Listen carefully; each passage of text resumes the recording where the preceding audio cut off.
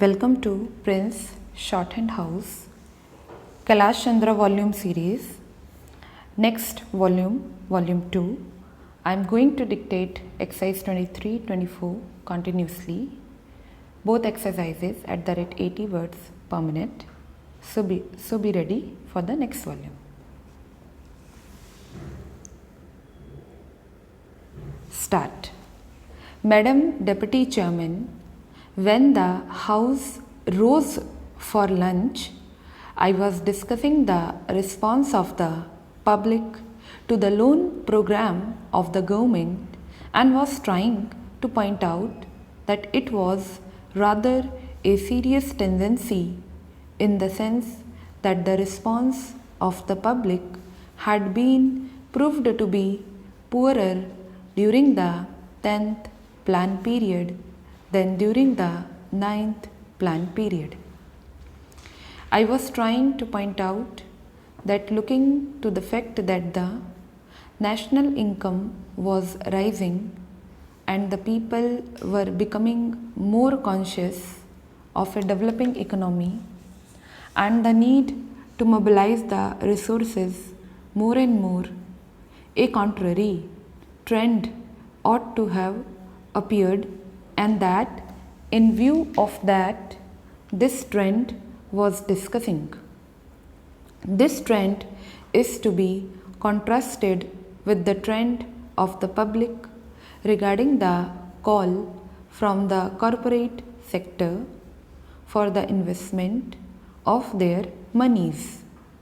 Here we find that the shares of some of the new companies or of the old companies that are issuing new shares are oversubscribed at times to the extent of 15 times the capital that has been asked for by the companies.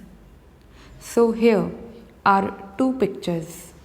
One, the picture of the government asking the public to subscribe to the public loans, and the other, the picture of the response of the public to the corporate sector demanding investments from the public.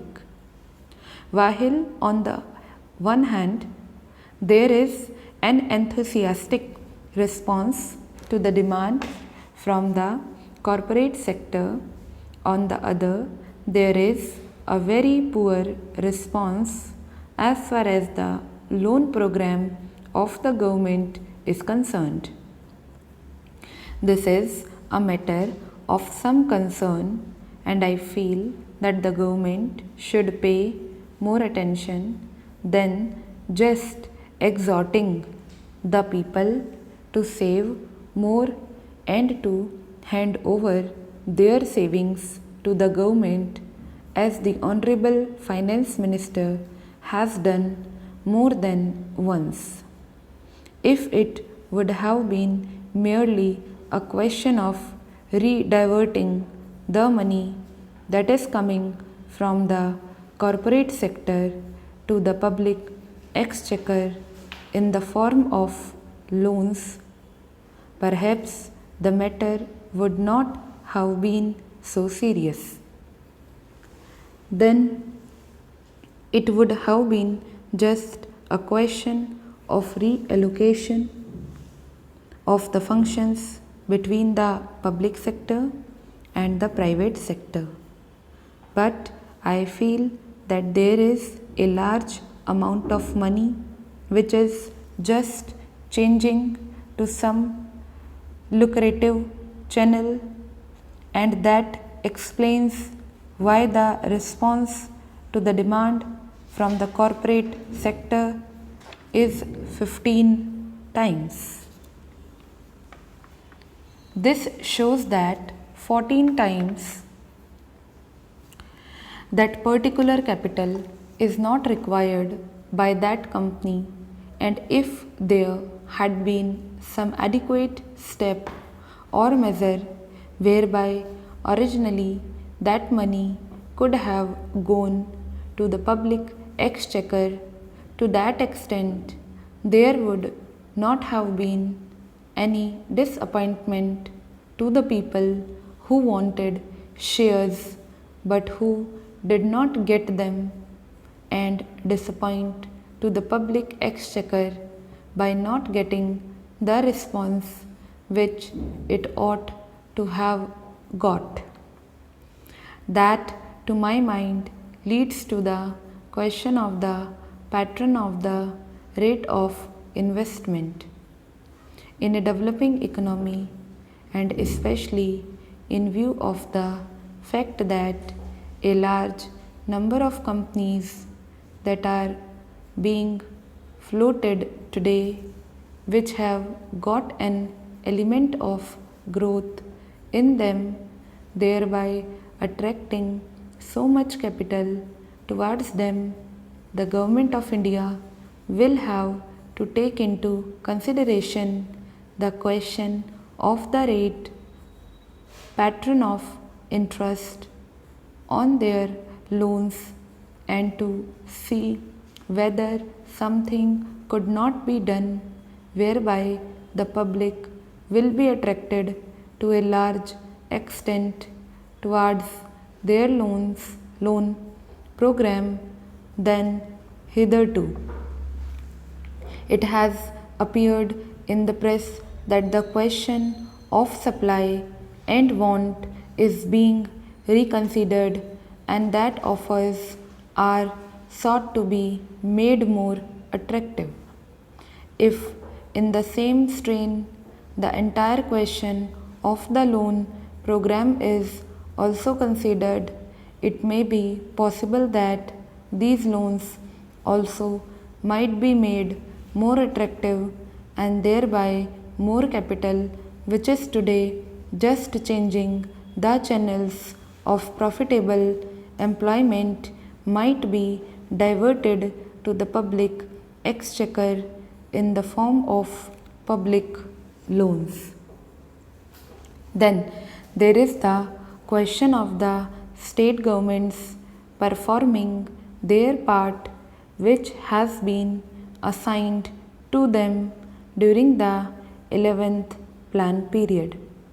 In this connection, I would like to draw the attention of the Honorable House to a very important recommendation which has been made by the 11th Finance Commission, namely the appointment of a high power commission to go into the entire question of the allocation of financial resources between the central government and the state governments.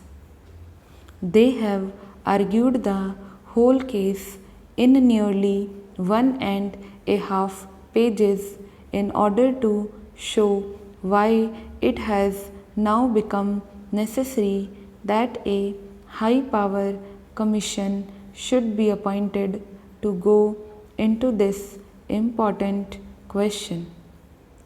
According to the Third Finance Commission, the allocation of resources between the center and the states was made at a time when planned economic development was not visualized.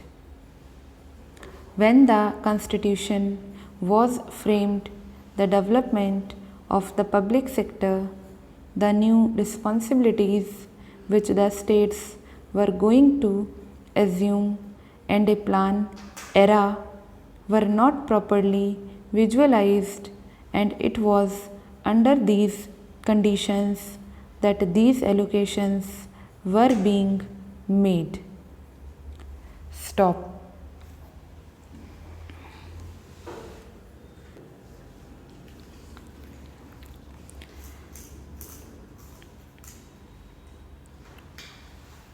Next.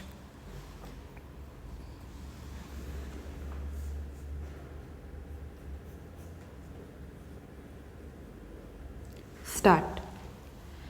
Madam Deputy Chairman, I rise to support the bill which has been moved by the Honorable Minister of State in the Ministry of Home Affairs. This bill incorporates certain sentiments which the country holds so dear as far as the office of President is concerned, and also incorporates the faith of the people in themselves, that when they will elect a president, the person who would be occupying the high post would be a person who would have not only the love and affection of the people, but would be, as the Honorable Minister pointed out, a dedicated politician whose whole life is dedicated to the service of the nation. Before he became the president, during his occupation of the office of president, and even after he retired from that office. It is this confidence of the people in themselves and the high love and affection which they hold for this office which have resulted in this particular bill being considered by the House at the present moment. The Honorable Minister has pointed out that the President who has just retired has fulfilled all the requirements which are the basis of this particular measure, and the measure which was passed in 2001. I wish that he had mentioned the last Governor General also, to whom both the measures apply. Whether we may agree or may not agree with the last Governor General on some of the political views that he holds, there can be no two opinions that the last Governor General was also an illustrious son and is an illustrious son of this country and deserves all the consideration, all the love and all respect of the country which are being incorporated in the present measure and were incorporated in the 2001 Act. While therefore fully supporting the measure which is now before the House, I would like certain clarifications regarding the rules that are going to be made for giving effect to the provisions, are going to be made for giving effect to the provisions which have been incorporated in the present bill. In the statement of objects and reasons, we are told that a person holding the high office of President has, even after retirement, many public calls on him, and it is therefore considered desirable to provide him with secretarial staff. It is further stated that the bill provides for a staff which may be engaged for the President. Staff might be appointed for him and office space might be provided for him. It is because of this that certain misgivings have arisen in the minds of some of the members, and they want it to be made perfectly clear that the staff will be appointed not only for the ex-president but will be appointed by the ex-president, and it will be his wishes and his desires that will be taken into account when a particular person is being appointed. Also, regarding the office which is engaged for him, his wishes should be taken into account so that he knows what would be a convenient place for him, and he may try to get that place. Another reason for insisting on what I consider to be an important detail is that if the government appoints the staff for the ex-president, then automatically they become government servants because they have been appointed by the government. It may be that in the rules a clarification might be attempted whereby they may be exempted from some of the service conduct rules which are applicable to normal government servants. But even there, it will be much better that this should not be left in any doubt, and that these persons that are appointed to assist the ex-president in his secretarial task are appointed by the ex-president himself. They would be the staff of the ex-president and would not be appointed by the government for the ex-president and would not be government servants. This point ought to be made quite clear so that the ex-president has got all the right of determining the service conditions of the people appointed by him, of course subject to the overall limit which has been provided, and to my mind rightly provided in the bill.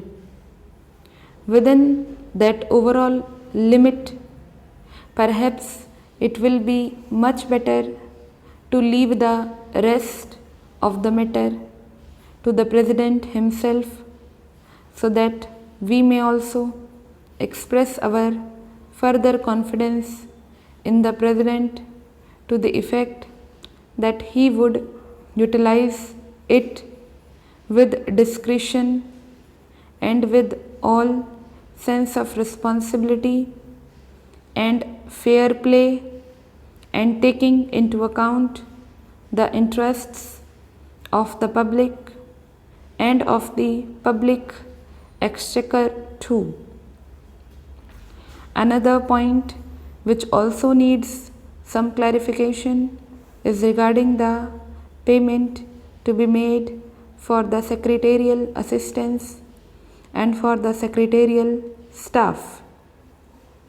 Normally, government rules require that whenever any such demand is made on the public exchequer or on the consolidated fund of India, a certain formality has to be gone through, and that formality of accounting has to be in a prescribed form. Stop. There is some fluctuation in exercises.